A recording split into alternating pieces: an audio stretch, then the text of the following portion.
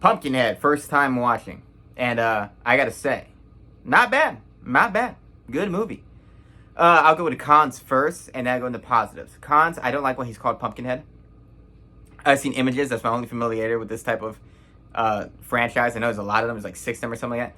And the guy looks like a big, like, deformed xenomorph or dinosaur or something. And yeah, I don't like that he's named after coming from a pumpkin patch. That's so silly. I think the ending goes on for too long. It feels like the third act drags on for a really long time. And I wish he knew. So the plot synopsis is simple. These guys run over a little kid on a motorcycle, and the dad goes to an old, like, crusty-ass hillbilly witch. And she tells him to go to a pumpkin patch. She bring a deformed mutant-looking thing, and she turns it into a monster. And the monster goes after whoever you want it to. And has revenge for you. Interesting. The cons of that is, one, I don't like his name. 2, the last act goes on forever. And I feel like they should have built up the guys. Because it very much is an accident that happened.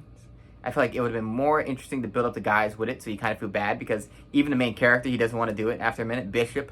I forgot his, it's not Lance Reddick. Lance Henriksen? Was that his name? Comment in the comment section down below.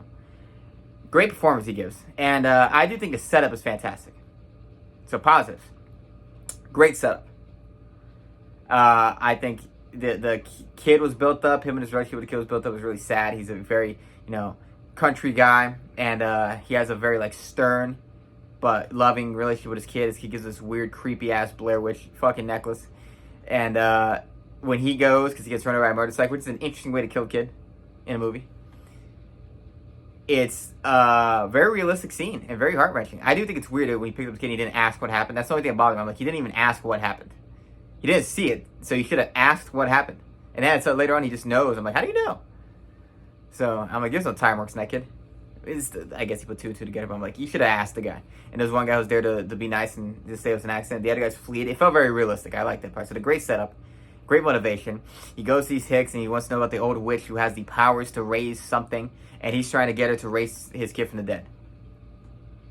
And then it goes on for a little while. And that's when it loses steam a little bit. Because I'm like, it is at its best before Pumpkinhead arrives.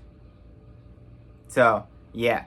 And he goes in the cemetery. I don't know how you could tell who the hell he's supposed to dig up. But overall, scary? No. Entertaining? Yeah. It was interesting. It was entertaining. I don't think Pumpkinhead, I don't think he's that intimidating. He's really slow. He looks just like a weird, kooky-ass dinosaur. But it made me interested. I want to see more movies. I want to see, I'm like, what else can you do with this? Does the military hunt this thing at some point? What happens to the witch? And he becomes Pumpkinhead. Spoilers! Sorry. But, yeah. I do like how they feed it. Because I'm in spoilers. I was like, boom. I'm like, that's what he's going to have to do. He has a psychic link. Nothing like I ever thought of me. I did not think this movie was like this at all. Like, my idea of this movie was Pumpkinhead is like either it is like an 1800s movie and everyone's locked in, they're getting hunted by a demon called Pumpkinhead, or it's an 80s movie where police are hunting down killings because there's a monster in the woods eating people.